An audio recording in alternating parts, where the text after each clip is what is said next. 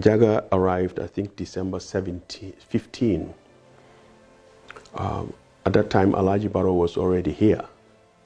And imagine Alhaji Barrow in a country where the military rules and speaking ill against the leader, the government, gets you killed.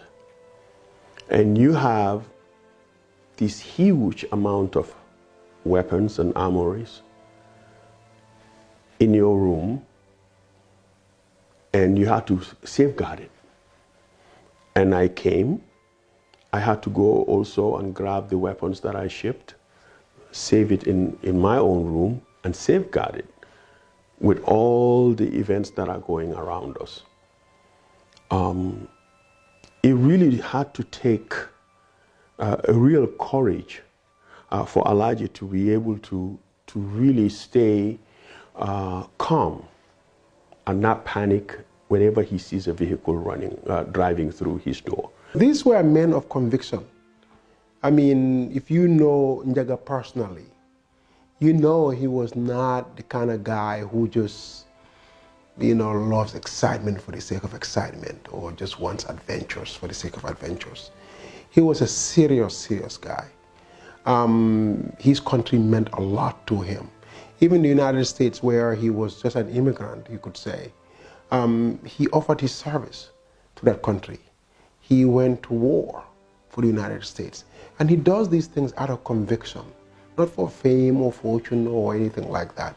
This is what he truly believes, that every human being deserves respect, every human being deserves freedom, every human being deserves dignity.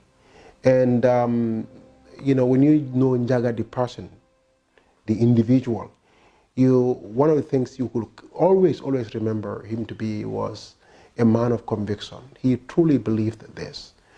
When Njaga came, I first met him by the turntable, and we clicked. We were like family. It was these. We will have breakfast together. You'll come to my house, and then we'll make some eggs, and we'll have fun, laugh. When Sane also came, Sane is business. Let's get to the point. Let's get things done. When Sane personally first contacted me, with such an idea, if you listen to him very carefully in his voice, what you hear really was determination, belief in the cause, and there's this sheer conviction that Gambia deserves better, and that better must come, and it can only come through Gambians themselves. They must be architects of their own destiny. Lamin Sane, when some of the military personnel, the Gambian Armed Forces members with whom we have actually met, I've seen how much they respected him. He gained a lot of respect and trust for the people, at least the people that I have seen him interact with, how much respect they had for him. They cannot just respect him like that, even though he's no longer their leader, and they still honor him that way. That shows that he had the utmost character for a human being, and for him to be able to have that kind of respect. And Njaga is the same way. His dedication to mission and his humanity. Alhaji Jaja Niasse, I wasn't privileged or lucky enough to know him. I knew of him, but I didn't know him personally like, I knew Njaga and Sane. But based on what family members have said about him and friends and acquaintances, he too was another man of conviction. He served in the Gambia National Army, and he went to Britain, England, and he could have said, well, I'm away from the army, that life is behind me, let me follow my dreams here. And, you know, he just got married when he went on this mission. He just got married, and I mean, literally, he had a new bride. How many of us will walk away from a new bride to go and put ourselves in a situation where we could literally lose our lives? I wish that I had spent more time with him, because I have already seen the kind of person he was from that little moments that we have together. And he was in my team, the Bravo team. When the fighting was going on, Jaja Nyas was right next to me. I was behind him. There were a lot of people behind us also. We had to have them just make sure they're safe. Jaja Nyas was just focused on the mission, dedicated, no fear. When we were going, we had an intel that General Sol Baji had fled the State House. He was in Brikama. And when I told him that, he laughed. He said, well, he's running after women. He's just running after women. And then he was like, let's just go get back our country. That was his word. And I could not forget that. The excitement that he had that night, that we are actually going to get back our country. Alaji Boy, he's a brave soldier. He's actually a patriot, somebody who loves his country immensely. This a very unassuming kind of guy, because he's very quiet. Alaji Boy, if you see the Alaji Boy on Facebook, the Gambian sniper, and writing and doing stuff, and you meet him in person, he's a very calm, you know, easygoing guy. Doesn't talk much, so he's quite an interesting guy in that regard. You see his personality on Facebook, and then you meet him in person, and you're like, okay, who is who now? But a guy who means his words, loves his country dearly, sacrificed a lot, and also lost everything, just like the rest of us. He lost everything. He went to prison like us. In fact, he served 9 months in prison. We served 6 months. He served 9 months. For many Gambians, the coup was a legitimate effort under the then circumstances to uproot the dictatorship of Yahya Jammeh. Yet, some compatriots believe that the coup was an extreme recourse that should have never happened. I usually, every time I hear that, I laugh, because the reason for that is either those people lack knowledge of history, or they have selective amnesia, if you will. The reason why I said that is that I don't think most people understand that all countries throughout the world, this is not just Gambia, and I would say every single country throughout the world, if you look at how they got themselves liberated, if you look at how they got themselves to where they are, at some point in their history had to do what we did here. Every country, name me a country, a single country, that had to truly fight for its liberation like we did here. Very few. I'm not saying there is none, but very, very few. The United States had to pick up arms. What George Washington and his colleagues did, they were committing a treasonable offense. All of them would have been given the death penalty if they had lost the war. Easy.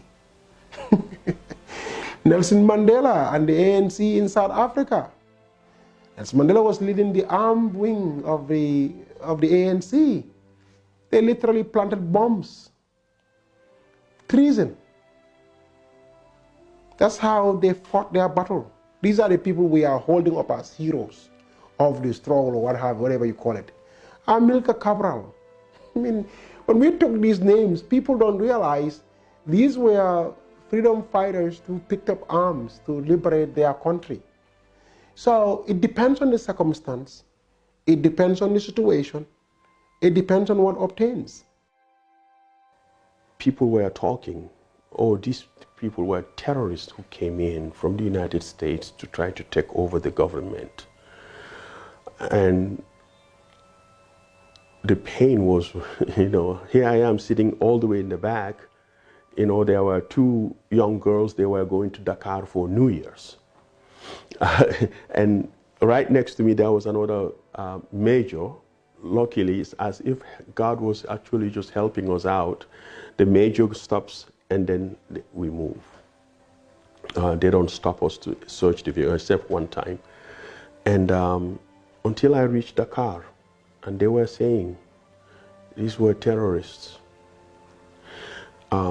Imagine going to battle, you lost your team members, and then you're almost close and you hear people calling them terrorists. My responsibility at that moment was to clarify. We were not terrorists. We had a mission. Our action showed that there was a need for a military confrontation against Jammeh, because it was the only way out. Jammeh left us with no choice but a military confrontation. Well, you can condemn our actions all you want, but even the international community, drew exactly that same conclusion when it decided to pick up arms against Jammeh, because arms are what finally got him out of here. People forget this. Hello, the forces that we have here today, right now, they are here. They have not even left yet. They came with arms to get rid of Jammeh. If he hadn't left, there would have been war. So, who is right? We were wrong and they are right? Or we are both right? I mean, we cannot have this both ways now. If you're going to condemn for one, you have to condemn it for another. If ours was wrong, then the economic should not be here. They shouldn't have come. Well, if it hadn't come, imagine what it would have been like. Jammeh would have still been in power, even though he lost the elections. So in the end, even the international community had to do what we did. So it's a serious, and I would say is the singular most credible vindication of what happened on December 30th. And now when I hear people still calling us terrorists, it still hurts, but what happens is that I still believe in what we did. We fought for our nation, a nation that was our people who are being oppressed. And if that meant that we're terrorists, then so be it. So, yeah, I had to build a thick skin for that, Papa FAAL, CHERNO NJIE BANKA MANNEH and Alhaji Boy suffered the consequences of the December 30th failed coup. They served each a prison sentence. Each of these men, however, keep up the satisfaction that Yahya Jammeh is finally gone.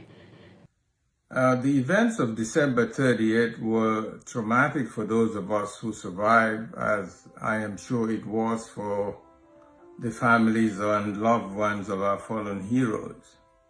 For those of us who were in the U.S., we were tried, convicted, and served time in prison for our part in the attempt to restore the rule of law in the Gambia. And we all came out of it relatively well, I think, and in good spirits. But we live with that notion that you were a convicted felon and all the negative consequences of that in the U.S. I have never had a regret that we went into this mission, because the value of life in this world is all about doing good, whether for your family or for your fellow man, and never for yourself alone. And we feel, and I know all of them, felt that this was a mission for humanity, for my fellow man who is actually a man and a woman who are really suffering, whether they said it openly or they just kept it inside. But we knew that the difficulties that they were going through, we cannot just sit by and watch.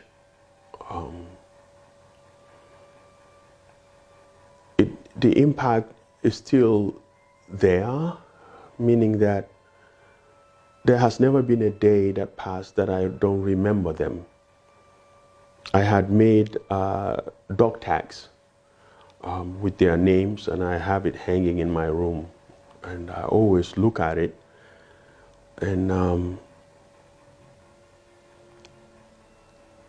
I wish that people really know the kind of people who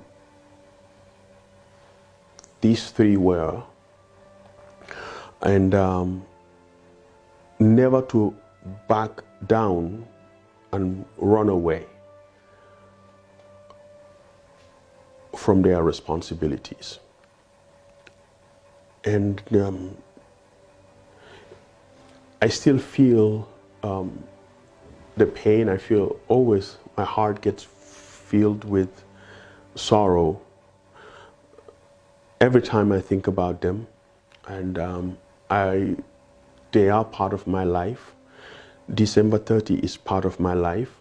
It has turned us into felons in the United States.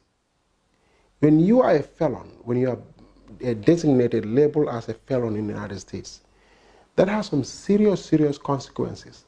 And it's a lifelong consequence. It follows you for the rest of your life. Up to the day they bury you, unless you get a presidential pardon, which will never come. So financially, it ruined us. That's what it has done. Because what it does is, you lose your job, because most of these jobs, if you are in the kind of industry that I work in, they do background checks. They will see whether you have committed any crime, whether you have been convicted of any crime, and all these things. So for me, if the moment they look and do a background check and it comes there that, well, you are a convict, you are a felon, that's it. I don't get the job.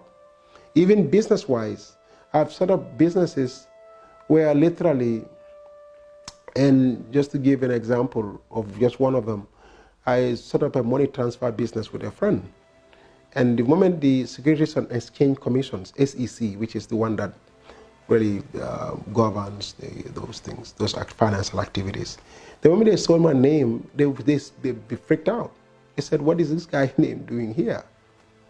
I had to be wiped off that whole business because I can't, because of that.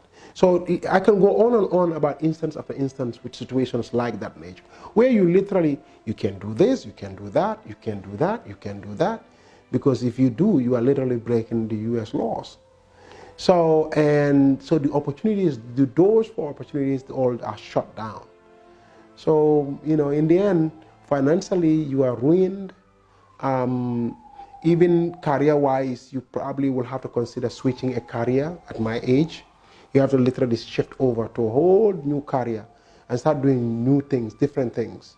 So it's been devastating as far as those kinds of things are concerned. Emotionally, very, very difficult. The day that I left, I arrived in the United States. I had nothing but sweaters and slippers. It's just good people who just saw as if God has actually brought them in front of me to provide me with what I need. And the day that my wife came, I was there with Sankung, and that was the day that I was arrested. They waited until my plane landed. Their plane landed. And I was waiting for them with Sankung. I was my cousin. And the FBI, I remember he came, stood by me. He said, your family is here.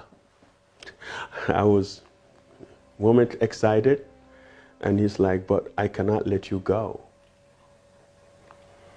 I was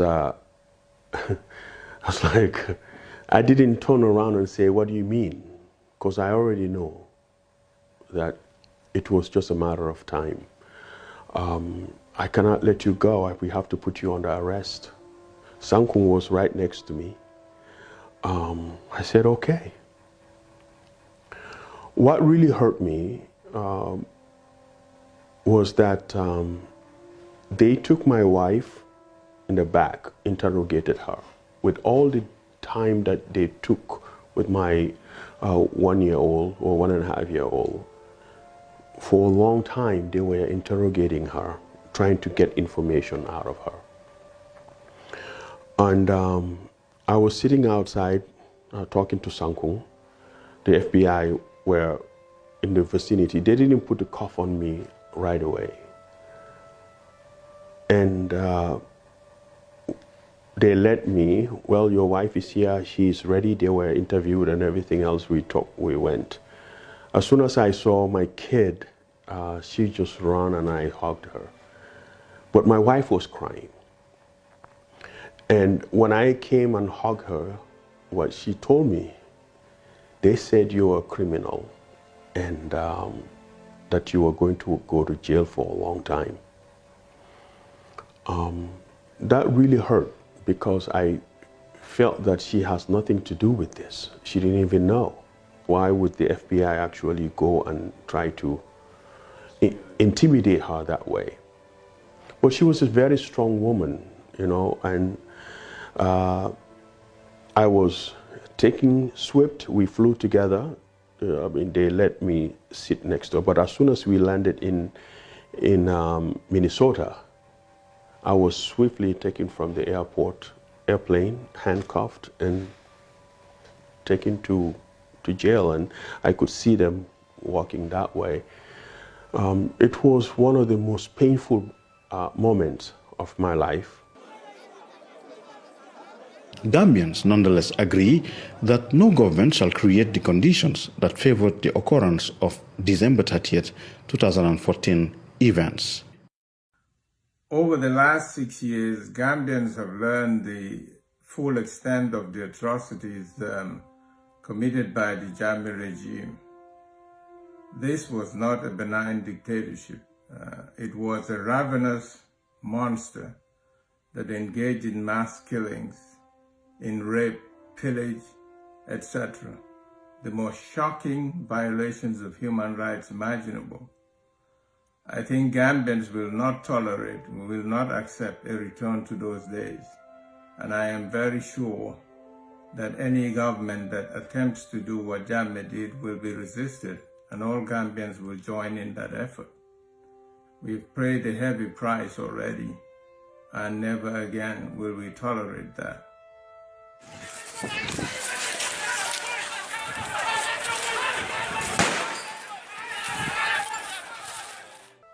If you don't give peace to your people and you want to destroy their lives, rape their women, kill them indiscriminately and just wreak havoc, you're asking for it. If you don't want war, don't do that as a leader. If you do it, I'm serious. You are asking for war. People are going to pick up arms against a government like that.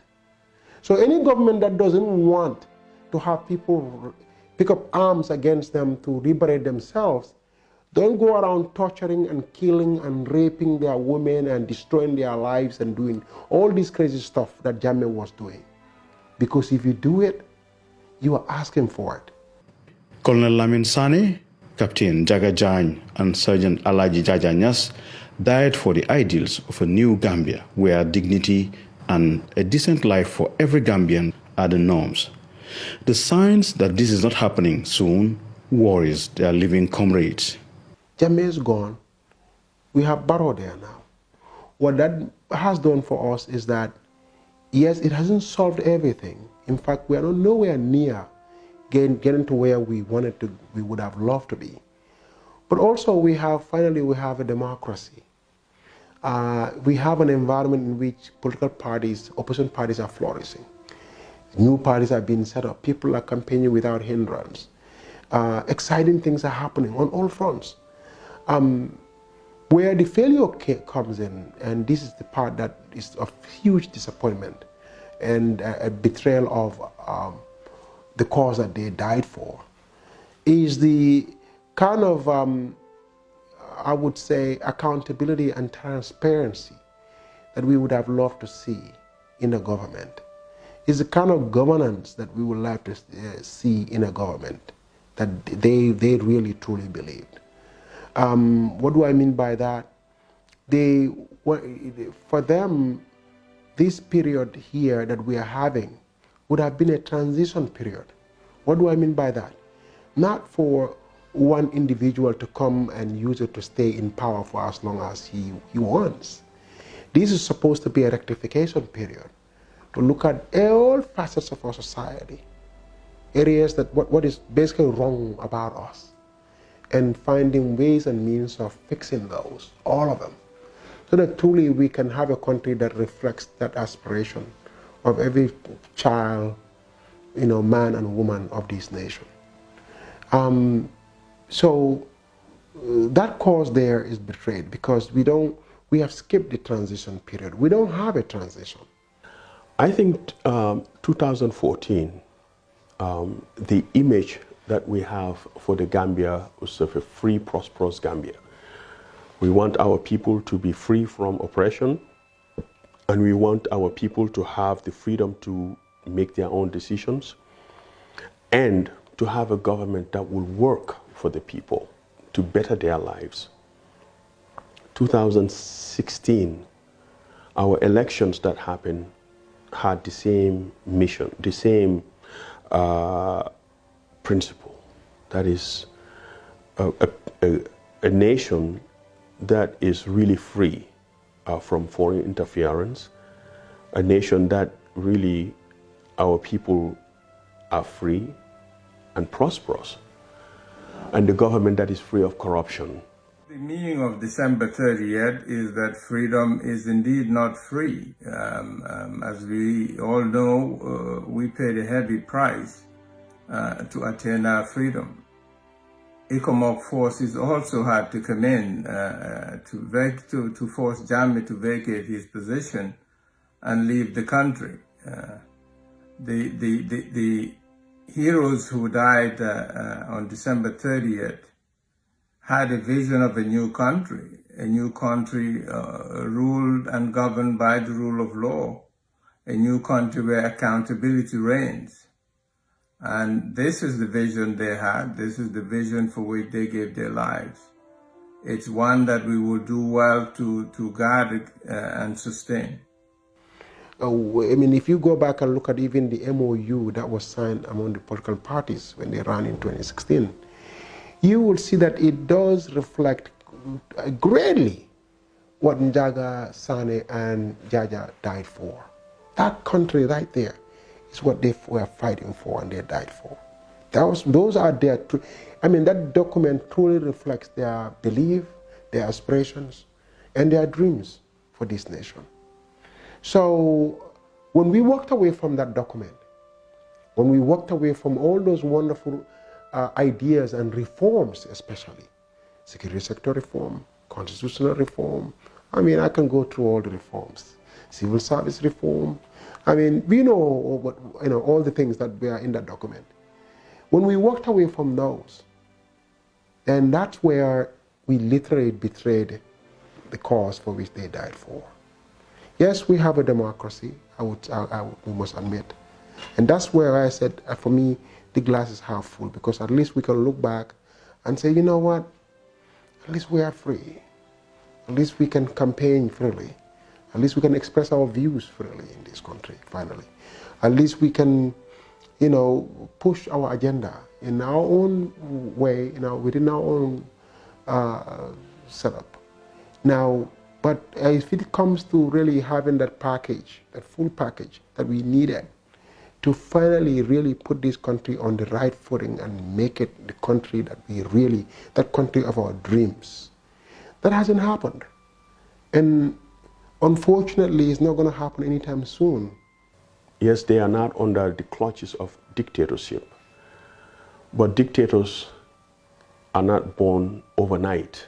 It takes time for somebody to change from just a power hungry to a dictator and to a tyrant for that matter, because as soon as their power started to get challenged, then they start pushing pressures and then taking liberties slowly. We haven't seen that now, but the trend is there that if the Gambian people, what we fought for in what Njaga and Alaji Jajanyas and Lamin Sane died for, we haven't seen yet. The one ingredient that is the oppression is not there yet. Whether it will come, I don't know. And I hope that the Gambian people will realize that it is just a matter of time. The behaviors of a tyrant, the road to tyranny, is really ripe right now. We're seeing, because it begins with extravagance, a leader who loves being in the seat, not looking at the plight of the people, but looking at his only concern about his legacy. What people are going to say now for me to be elected next year, next election. And we all see that all the time in the discourses. Banka Manneh, CHERNO NJIE, Papa FAAL have hope that one day Yaya Jammeh will be compelled to account for his reign of 22 years of terror. It would be easy for me to say we kill him, but then we will be just like him. The TRRC process is on. People are hearing for themselves, literally, directly from the victims and the perpetrators, what's been done to them, the victims, and what has been done to them by the perpetrators. We are hearing from both sides. People who literally commit serious crimes are coming out and saying, I, Mr. So and so, went and did the A, B, C, D, E, and yes, I got instructions from Yaya and his gang. This is not hearsay anymore. Such and such opposition are the ones who are, propaganda, or journalists are doing their fake stuff. No, this is the reality TV. Finally, people are hearing directly from the source. So all I want to see when this process is all said and done is only one thing and one thing: justice for the victims and their families. That is it. Justice for the victims and their families. If we get that on any given day, I will be able to go to bed and get a good, nice, wonderful sleep. Those people who have been killed, tortured, humiliated, abused, illegally fired from their jobs, people who have all kinds of things, those people deserve a day in court. And that means Yaya Jammeh should be brought to justice. I believe that Jammeh should be extradited and put on trial for his crimes, either in the Gambia or another jurisdiction. He cannot hide forever. The atrocities he's committed over 2 decades are well documented, and there is no reason to think he should just go away scot-free. I think it will be an injustice to say that for the sake of maslaha, that we should pardon him. That is not up to us. We are living, we're surviving. But those people whose life he took, whose bodies he maimed, whose family members he raped, to those people, we cannot decide for them. Only justice can decide for them. So I think that for the Gambian people, we should say we want to follow the rule of law, and any injustice must be addressed. He goes to trial, and if whatever verdict was passed must be executed. These crimes, mind you, were perpetrated by our government. People tend to forget that in the end, Yahya was the president of the Republic of the Gambia. What I'm saying is, in the end, that government must be held to account. And that means that government must make sure the victims are taken care of, give them all the compensation, monetary and all other forms, fully to them. If we have to bankrupt our covers, we need to, because these victims did not ask for it. We committed it without them even asking. This is a crime against humanity. So the government must step up. This is not just about Yahya Jammeh, the individual. And, you know, okay, let's just take Yahya to court and all of a sudden everything is great. No. Justice for the victims simply means taking Yahya Jammeh to court, and also the government stepping up and carrying out its responsibility to the victims, compensate them fully and apologize to them fully, and set up a mechanism where such a thing will never be repeated again.